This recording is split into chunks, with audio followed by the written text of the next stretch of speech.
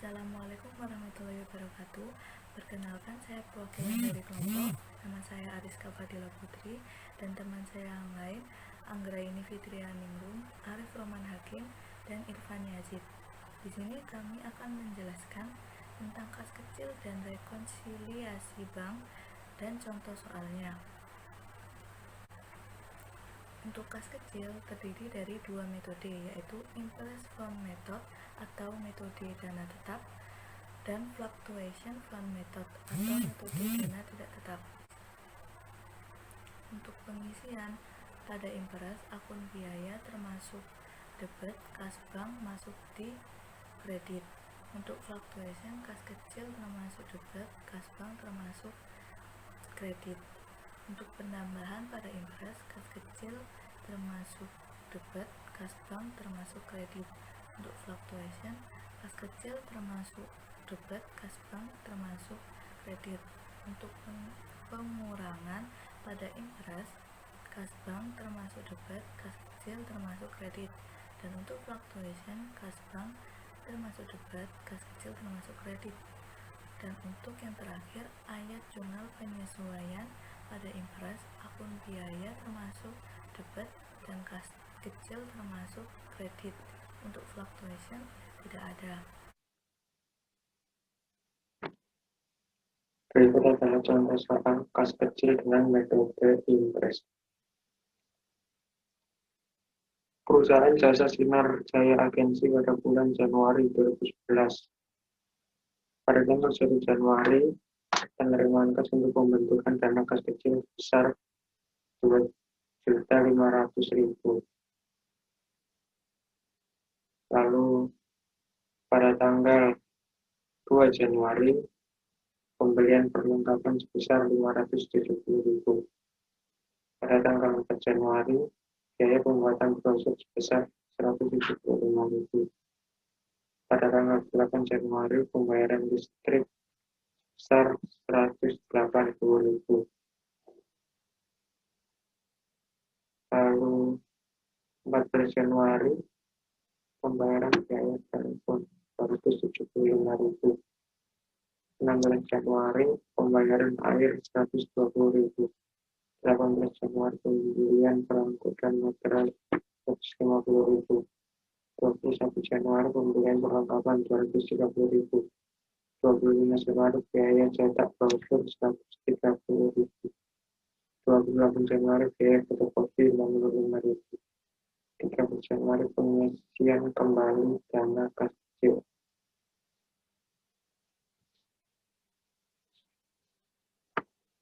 Lalu seperti ini.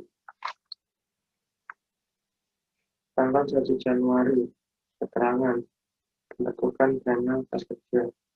Kas kecil debit, kas bank kredit 28 hingga 2 Januari hingga 28 Januari tidak di jurnal. Baru akan di jurnal pada tanggal 30 Januari. Pengisian dana kas kecil, beban perlengkapan, biaya pembuatan brosur, beban listrik, biaya telepon, beban air, pembelian perangko, beban perlengkapan, biaya cetak brosur, biaya fotokopi. Semuanya di debit. Dan kas bank di kredit sebesar 1.895.000. Lalu di total sama dengan 4.395.000. Di sini saya akan menjelaskan untuk jawaban contoh soal fluctuation. Untuk 1 Januari, kas kecil berada di debit sebesar 2.500.000, kas bank berada di kredit 275.000. 2 Januari, beban perlengkapan di debit 570.000, kas kecil di kredit 570.000. 4 Januari, biaya pembuatan brosur 175.000 berada di debit, kas kecil berada di kredit 175.000. 8 Januari, beban listrik di debit 180.000, kas kecil berada di kredit 180.000. 14 Januari, Biaya telepon di debit 275.000, kas kecil di berada di kredit 275.000. 16 Januari, beban air di debit 120.000, kas kecil di kredit 120.000. 18 Januari, pembelian perangko dan materai di debit 150.000, kas kecil di kredit 150.000. 21 Januari, beban perlengkapan berada di debit 230.000, untuk kas kecil berada di kredit 230.000.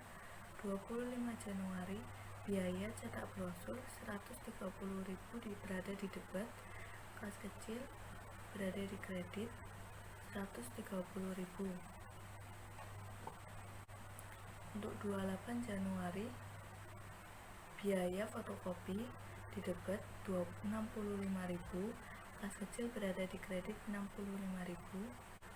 Untuk 30 Januari, kas kecil berada di debit 1.895.000 dan kas bank berada di kredit 1.895.000 dan untuk totalnya 6.290.000.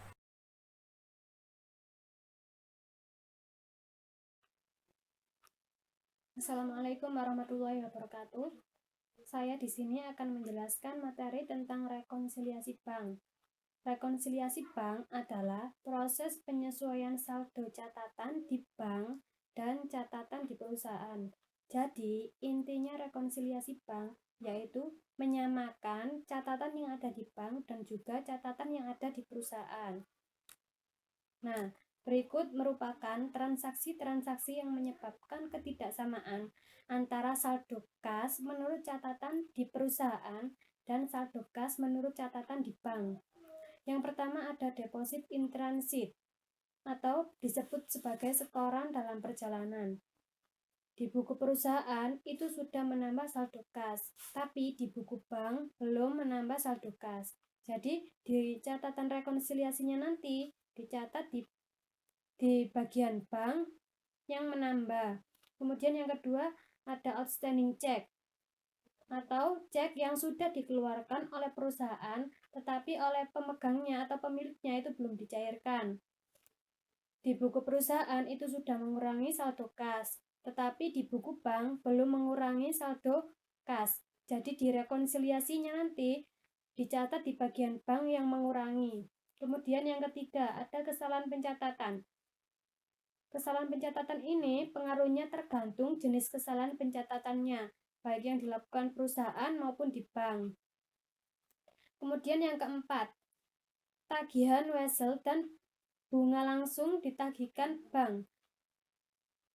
Di buku perusahaan itu belum menambah saldo kas, tetapi di buku bank sudah menambah saldo kas. Jadi di rekonsiliasinya dicatat di bagian perusahaan yang menambah. Kemudian yang nomor 5, bunga giro bank. Di buku perusahaan itu belum menambah saldo kas, tapi di buku bank sudah menambah kas saldonya. Jadi di rekonsiliasinya nanti itu akan dicatat di sebelah perusahaan yang menambah. Kemudian yang nomor 6, biaya administrasi bank. Di buku perusahaan belum mengurangi saldo kas, tapi di buku bank sudah mengurangi saldo kas. Jadi di rekonsiliasinya nanti dicatat mengurangi saldo kas. Kemudian yang ketujuh, cek kosong.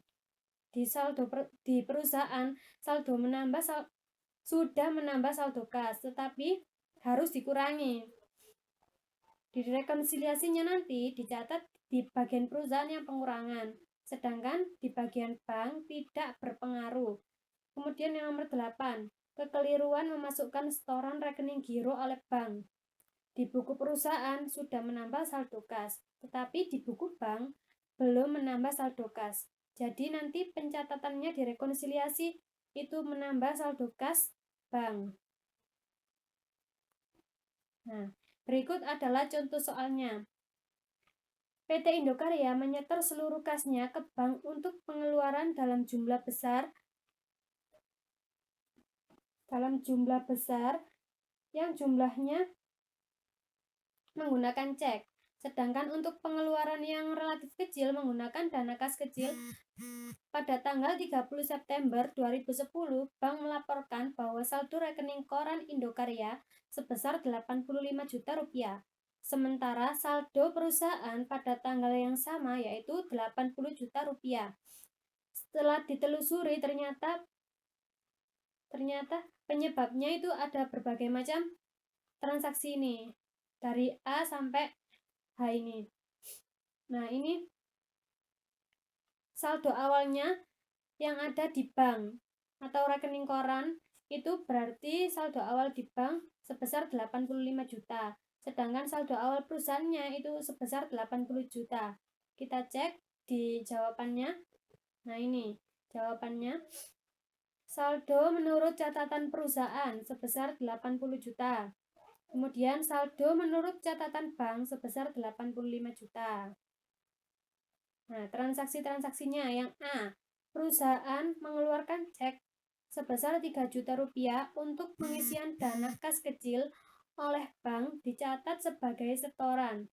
Berarti ini kesalahan pencatatan yang dilakukan oleh bank. Jadi pengurangan kas yang ada di bank ini. Koreksi salah catat setoran sebesar 3 juta rupiah. Nah, ini dicatat di sebelah bank yang pengurangan. Kemudian yang B, perusahaan mengeluarkan cek sebesar 16 juta dan oleh pemegangnya belum diuangkan. Berarti ini outstanding check masuk ke dalam catatan bank yang pengurangan. Nah, ini yang dikurangi outstanding check sebesar 16 juta rupiah. Kemudian soal selanjutnya yaitu yang C. Perusahaan mengeluarkan cek senilai 19.500.000 untuk membayar utang. Dicatat dalam jurnal pengeluaran kas sebesar 18 juta rupiah. Nah, ini kesalahan yang dilakukan oleh perusahaan. Jadi, ini nanti selisihnya yang dicatat. 19.500.000 dikurangi 18 juta. Sama dengan 1.500.000. Dicatat di bagian perusahaan. 1.500.000. Ini kesalahan di bagian perusahaan yang mengurangi sebesar 1.500.000. Kemudian soal selanjutnya yang D, PT Indokarya menyetor uang ke bank pada tanggal 30 September sebesar 4 juta rupiah. Ini merupakan setoran dalam perjalanan atau deposit in transit. Dicatat di bagian bank yang menambah. Nah, ini deposit in transit sebesar 4 juta rupiah. Dicatat di bagian bank menambah.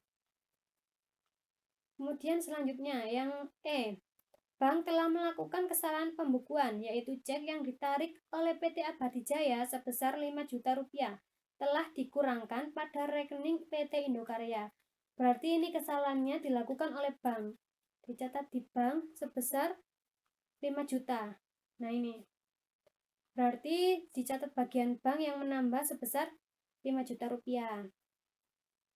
Soal selanjutnya yang F, bank telah menagih piutang Wesel 10 juta rupiah dengan bunga 1 juta rupiah dan membebankan biaya penagihan 200.000 rupiah belum dicatat oleh perusahaan.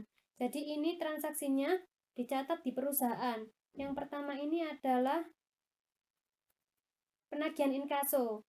Dicatat di bagian perusahaan menambah sebesar 10 juta rupiah. Nah, ini. Kemudian yang ini beban bunga atau pendapatan bunga sebesar 1 juta ditambah di bagian perusahaan ini pendapatan bunga sebesar 1 juta.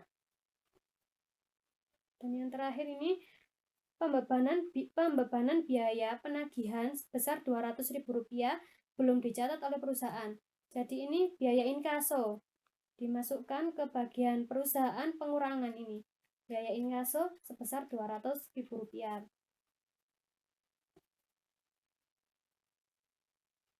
Soal yang ke G, PT Indokarya menerima cek dari debiturnya sebesar pelunasan utang dan cek tersebut disetor ke bank senilai 15.800.000. dan ditolak oleh bank karena tidak ada dananya. Jadi ini cek kosong. Dimasukkan ke dalam catatan di bank yang pengurangan ini. Cek kosong sebesar 15.800.000. Yang H, terakhir, bank memberikan jasa giro sebesar 1.500.000.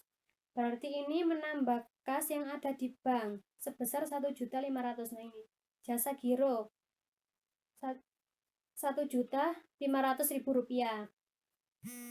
Nah, jika sudah selesai semuanya, kita tinggal menjumlahkan saldo-saldonya. Ini saldo awalnya perusahaan 80 juta rupiah. Terus kemudian ditambah dengan transaksi-transaksi yang pertama, penagihan inkaso sebesar 10 juta. Kemudian pendapatan bunga piutang sebesar 1 juta rupiah. Kemudian jasa giro 1.500.000 rupiah. Nah ini ditambah 10 juta, ditambah 1 juta, ditambah 1.500.000. Hasilnya yaitu 12.500.000. Nah saldo awalnya 80 juta ditambah 12.500.000. Hasilnya yaitu 92.500.000 rupiah. Kemudian dikurangi transaksi-transaksi yaitu sebagai berikut.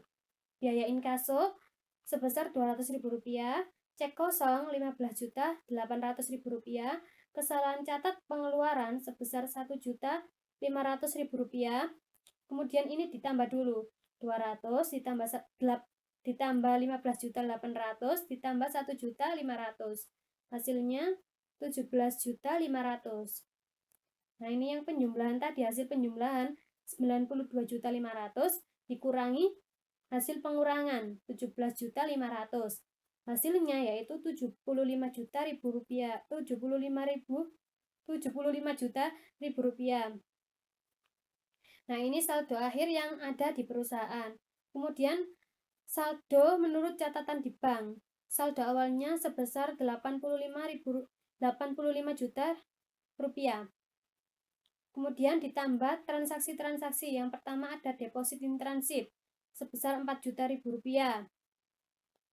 Kesalahan pencatatan sebesar 5 juta. Kemudian ditambah 4 juta ditambah 5 juta, hasilnya 9 juta.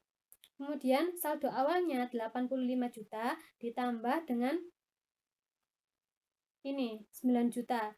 Hasilnya yaitu 94 juta. Kemudian ada transaksi pengurangannya. Yang pertama yaitu outstanding check sebesar 16 juta rupiah. Kemudian koreksi salah catat setoran sebesar 3 juta. Nah, ini ditambah dulu 16 juta ditambah 3 juta. Hasilnya yaitu 19 juta. Kemudian total dari penjumlahan dikurangi dengan total pengurangan. 94 juta dikurangi 19 juta. Hasilnya 75 juta rupiah. Nah, ini merupakan hasil akhir dari catatan di bank. 75. Nah, ini perusahaan saldonya sama bank itu harus sama saldonya. Ini 75 juta, kemudian ini juga 75 juta. Nah, sama. Oke, mungkin cukup sampai di sini. Kurang lebihnya mohon maaf. Terima kasih. Wassalamualaikum warahmatullahi wabarakatuh.